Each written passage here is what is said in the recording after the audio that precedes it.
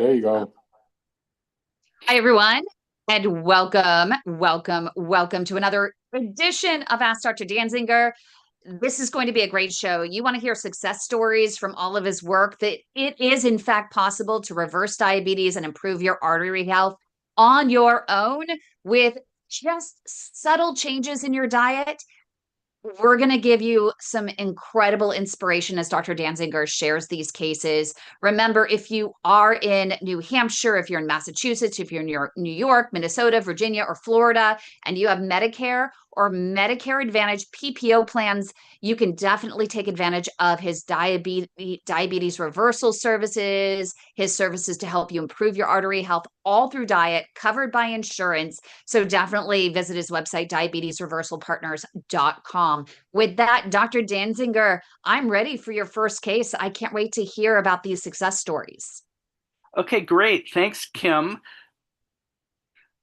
I would love to present some cases today, so here we go. I'll share my screen.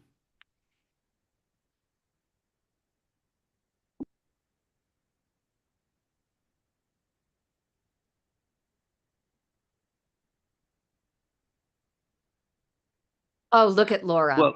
Well, here's a success story. This is the case of Laura.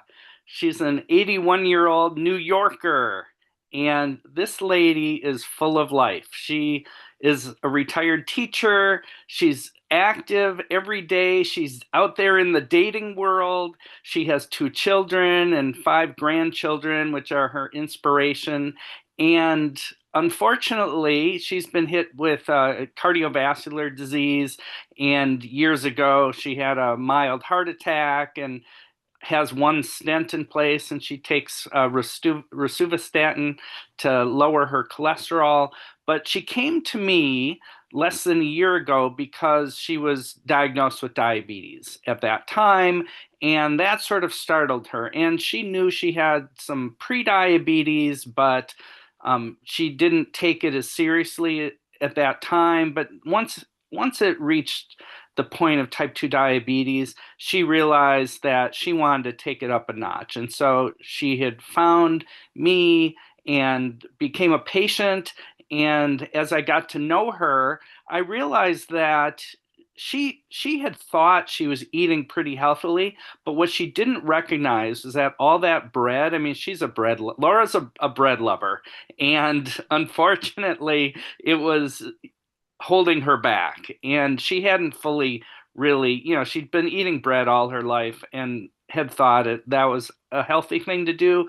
But unfortunately, she accepted that the bread was not as healthy as she had always thought. And, And Dr. Danziger, I was just sugar, reading yes. a study on the rise of colorectal cancer. And one of the key factors in the rise in colorectal cancer that they are attributing is the use of processed grains. And, saying that was a contributing factor to it. So really, you got to be careful with some of these breads that are out there on the mainstream. Yeah, absolutely. Especially these low fiber, highly refined. So, after getting to know her, most of her diet was actually pretty healthy. She's a real fish lover and likes fruits and vegetables, and doesn't eat a lot of fatty meats, but the bread was holding her back. So, and even though she was doing some exercise, she was open to really doubling that. And over the course of 9 months, she lost 20 pounds with me, and her A1C went from 6.7% in the diabetic range to 5.9. And she was able to discontinue her metformin and decrease her blood pressure and cholesterol medication.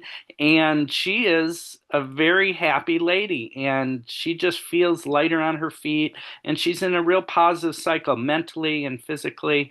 And so, Laura's been a tremendous success story and a source of inspiration to me as well. Well, what did you do to help her with her bread addiction? Because we get Yeah. that question. Patients tell me that it is their non-negotiable. And I say, that is going to be the number one thing you do need to change. I know it made a difference for my dad, and he has now switched to an Udi's ancient grain bread, gluten-free. And and they're smaller slices too, if that's a contributing factor to helping him reduce his A1C. Yeah. But how did you help her? What did you replace Yeah, the bread great with? question.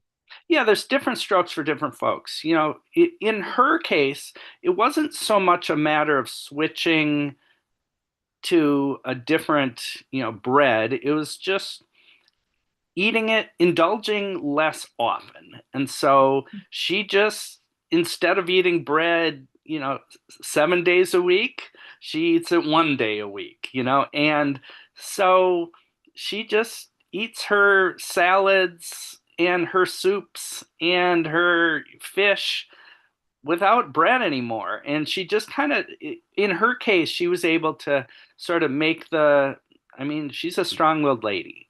And she just said, oh, is bread really that big of a problem? Is that what's holding me back? Okay, I'll eat it less often, So for her, that was the trick. For other people, though, it's a problem. And, they're addicted to sandwiches. And Yeah. how can you eat a sandwich without bread? Well, there are ways to do that. And so, Oh, there are great ways. You can actually make a high protein avocado bread really, really quickly, and it stores really well in the freezer. So you can take it out and just stick it in the toaster oven. Also, the cauliflower bread. I mean, I think it's just eggs, cauliflower, water, and a little bit of cheese that you can put in there. Maybe if you really need it, maybe some sort of binder, a natural binder that you could put in there. But the cheese, cauliflower, riced cauliflower, and water. We've been able to make buns for our portobello mushroom sandwiches. I think I've talked about that before. And yeah, then my yeah, other pick that has helped my dad has been on Amazon. They have these coconut wraps, and it's just a few ingredients, including my favorite are the coconut turmeric wraps. And I've turned my dad on to wraps versus sandwiches. And so when I make him his tuna fish, or I make him an egg sandwich or something, I'll always actually use these wraps, and he loves it. He's gotten really used to it. So that's an option as well. yeah, those are great examples. For my patients, two winners have been these egg life wraps that are made Oh, mainly of egg whites. I personally like those, and so I'll use that instead of bread for low fat meats, for example.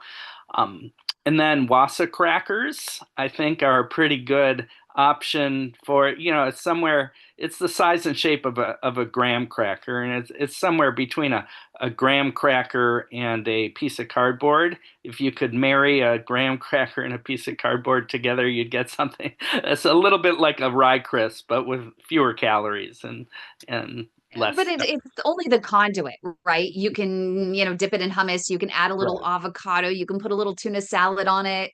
Add a little Mrs. Dash if you need some sort of salty flavor, right?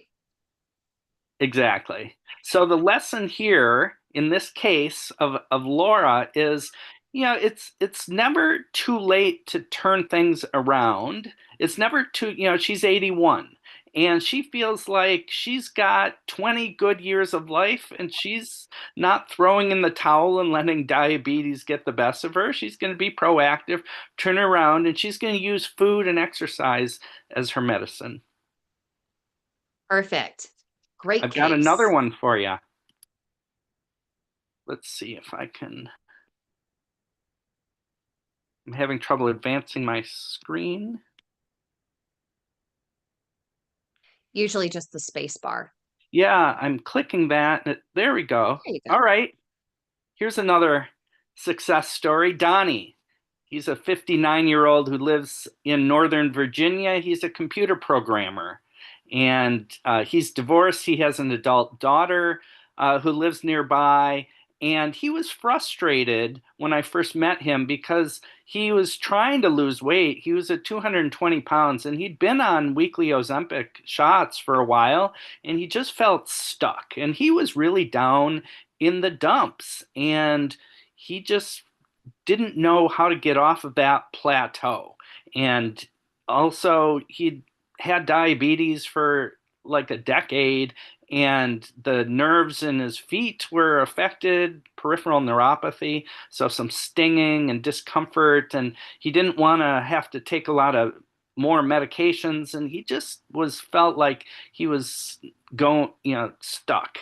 And so, as I got to know him, I realized that, he's a type of guy who loves meat, cheese, and eggs, but he'd never really tried a low carb eating strategy. And, when we talked about it, he kind of got excited and he said, I've heard of people, um, losing weight, and my doctor never really brought up this type of eating style, and I said, let's give it a month and I'll teach you how to do it.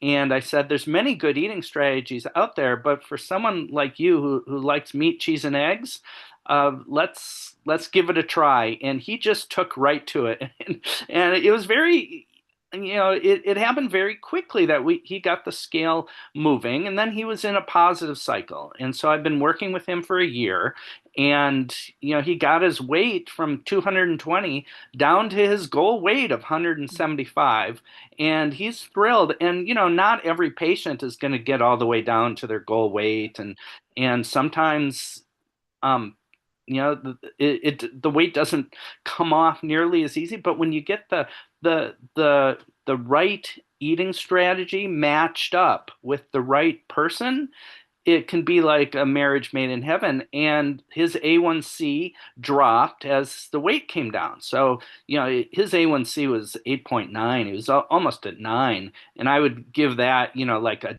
D as a letter grade. And now, it's 6.7. And he's been able to avoid, insulin shots and additional medications. And so as he got lighter on his feet, he was able to do more physical activity, and he started getting into basketball. And he's another example of a success story. And now we're really just working on maintenance. And so the eating strategy becomes a little less strict. It starts to liberalize to a wider range of vegetables and some fruits. And so I'll continue to work with Donnie. I love that you customize things, but I see a trend throughout, the cases that you present, in that all of them are low carb. Low carb seems to be a key ingredient for success. So I have my best luck keeping the carbohydrates moderate, mostly in the around 100 grams per day range. Now Donnie was like at 20 to 30 grams a day, and um,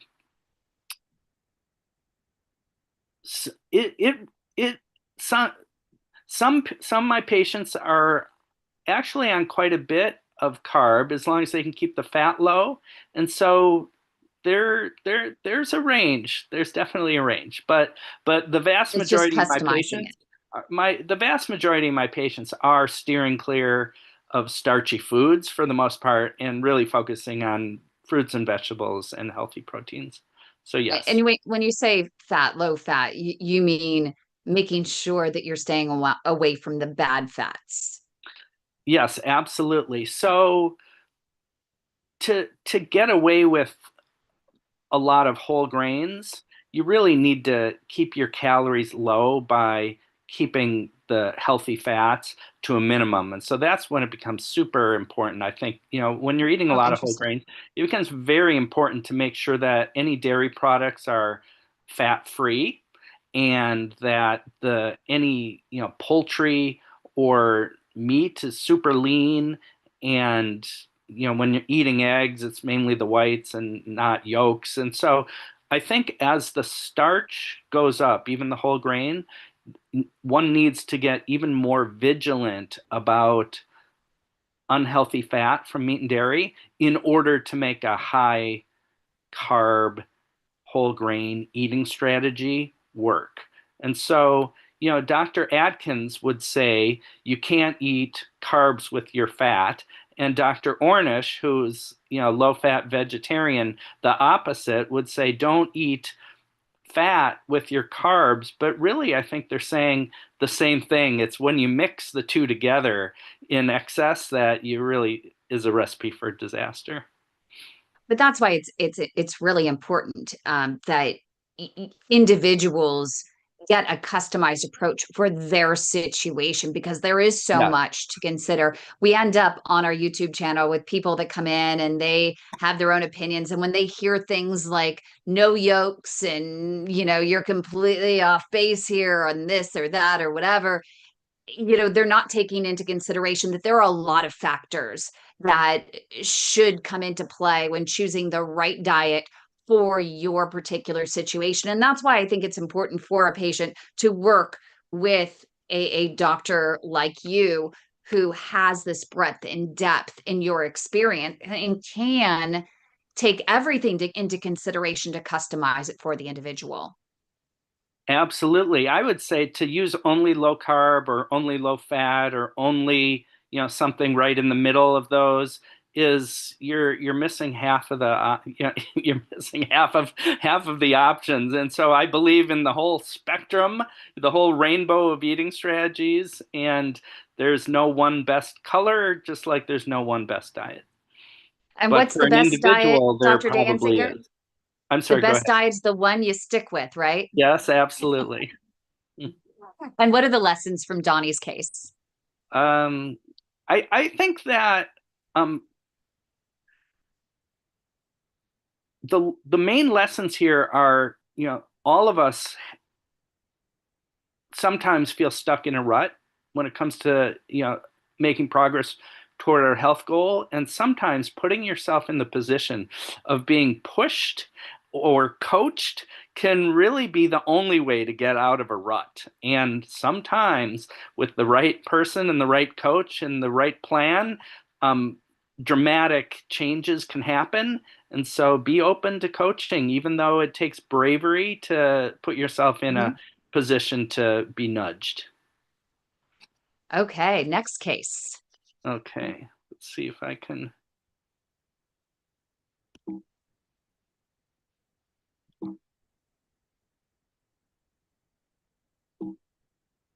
I don't know how when I press, I'm having trouble forwarding. So when I press the space bar, it just didn't quite. I'm going to try again. That case was really incredible with Donnie, and it's something that we hear all the time.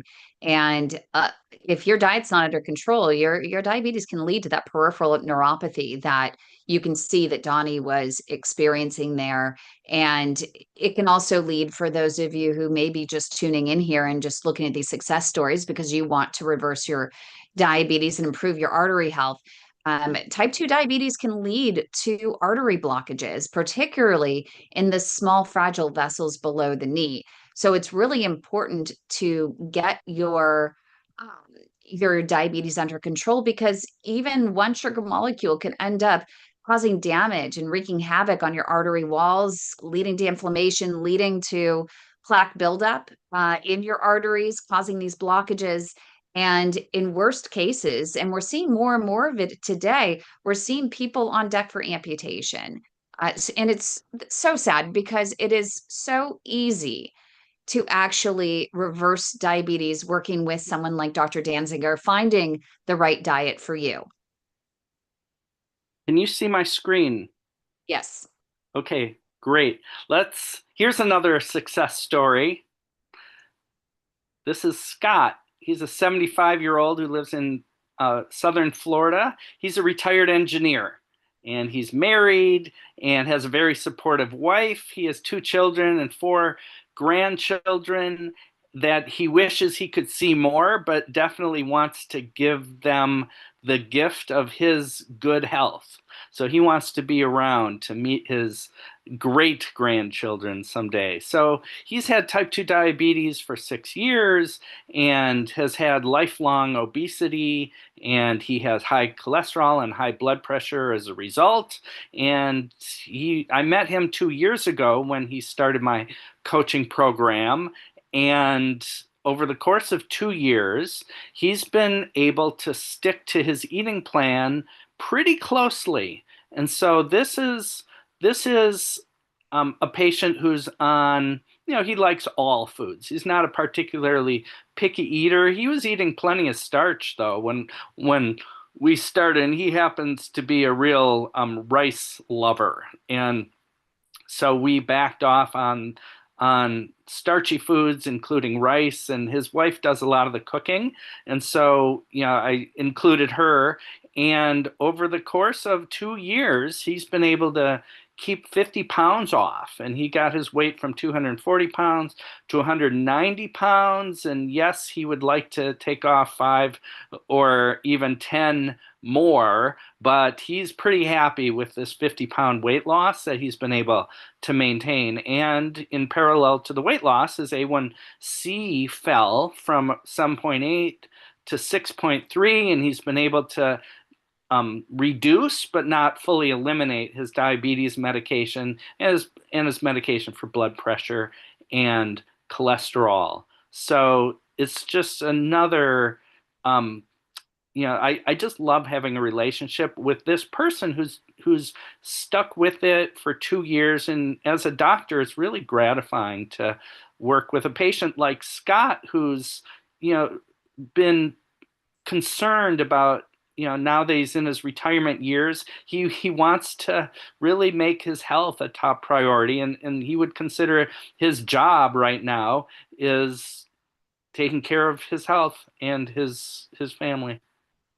I love this. What are some of the alternatives for rice for those who absolutely can't seem to get rice out of their diet, Yeah. rice and other starchy foods? Yeah, great question. The number one alternative, I think, is cauliflower rice.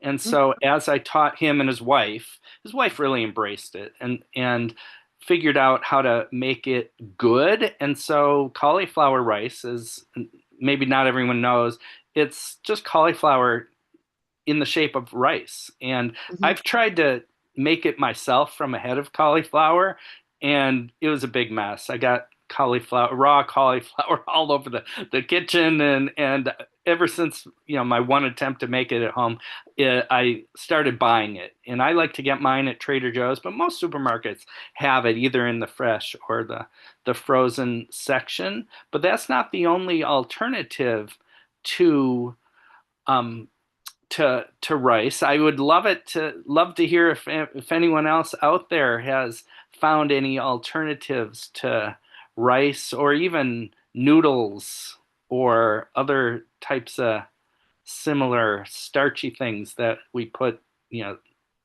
as the base of a meal.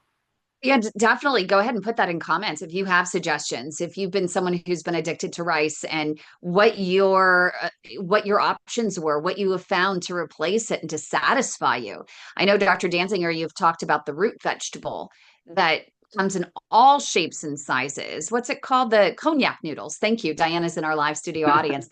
It's called cognac noodles, Konjac, and you can find it in the produce department.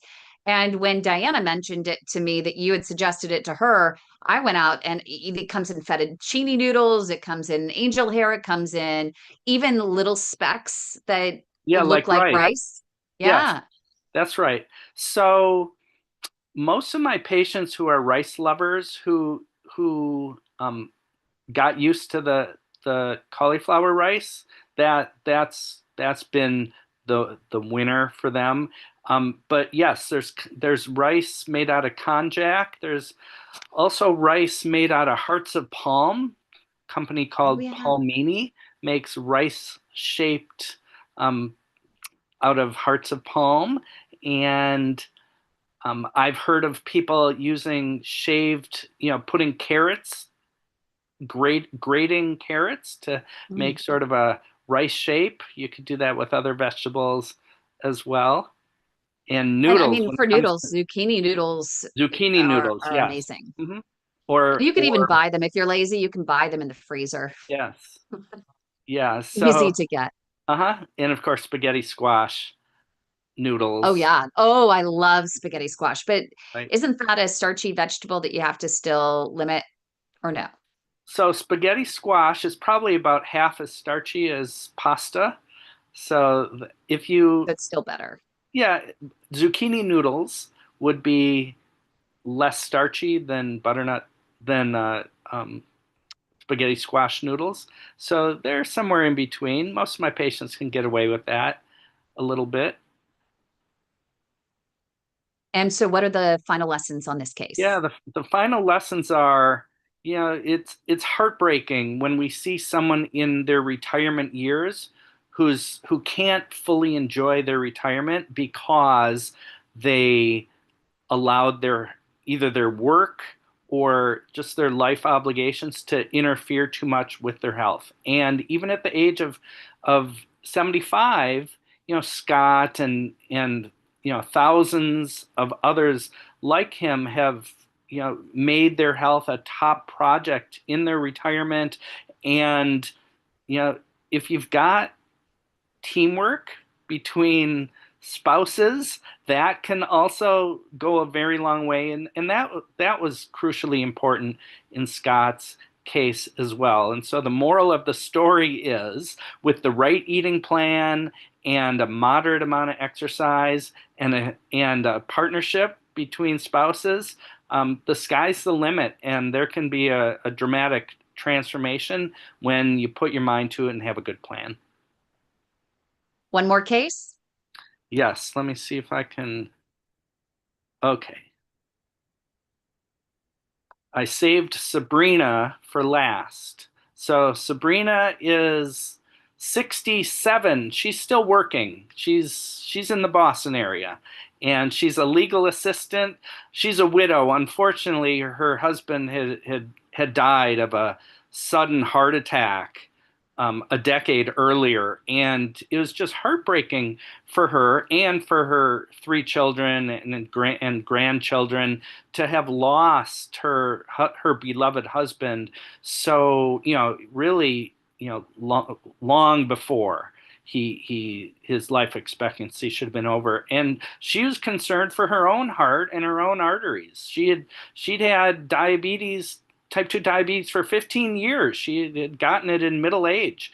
And she was especially concerned about dialysis, and her kidneys had been gradually um, decreasing. According to her nephrologist, had been measuring her kidney function year after year during the previous decade, and it had slipped down to about 25 or 30% kidney function. And then she reached out to me, and our number one priority was to save her kidneys and prolong the amount of time that she could be dialysis free, maybe the rest of her life off of, staying away from dialysis. But without my help, she might have only been 1 or 2 years away from dialysis. And so we've been working together for a year and a half, and I gave her an eating strategy that was a good fit for what she likes. So there are certain vegetables that she does and doesn't like, and certain fruits that she does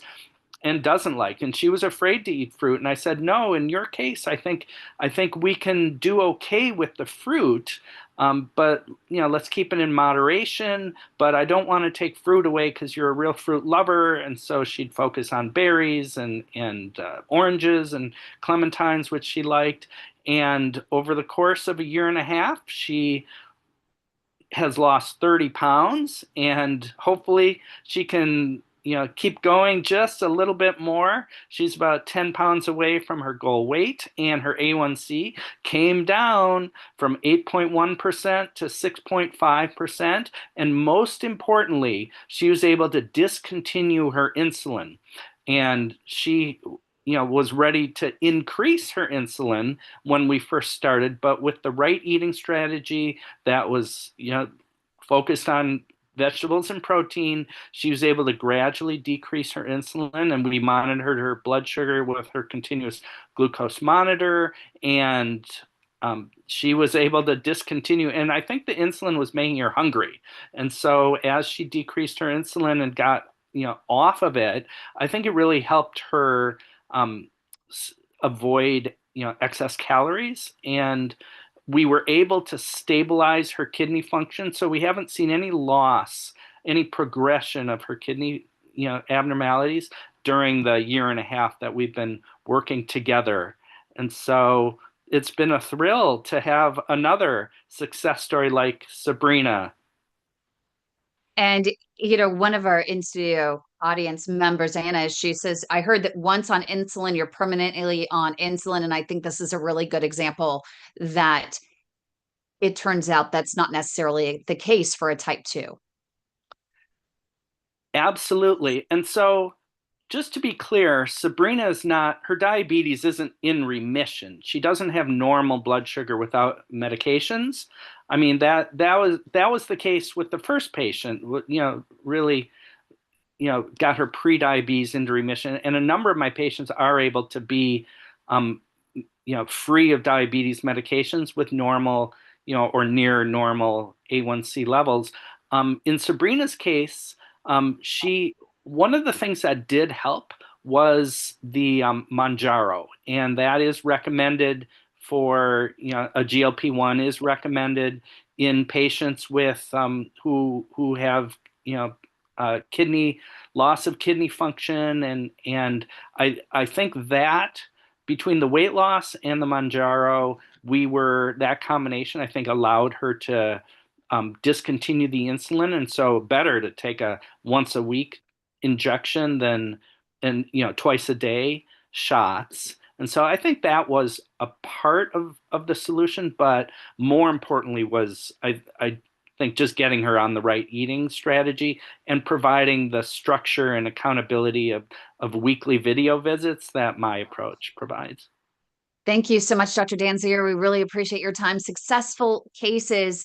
And again, if you want to learn more about Dr. Dansinger and how he helps patients, if you're in New Hampshire, Massachusetts, Virginia, New York, Minnesota, or Florida, and you have Medicare and Medicare Advantage PPO plans, definitely go to diabetesreversalpartners.com to get some help. Meantime, like this video because more people are more likely to see this video if you like it. It's just how YouTube works. Also, subscribe to our channels. This channel is youtube.com/the @ the way to my heart. And also, if you're on Dr. Danzinger's channel, or make sure you go and subscribe to his channel. It's again, youtube.com/the @ Michael Dansinger, MD. Thanks everyone for joining us. I hope you have a great week. And if you want to join our live studio audience every week and ask your questions, make sure you email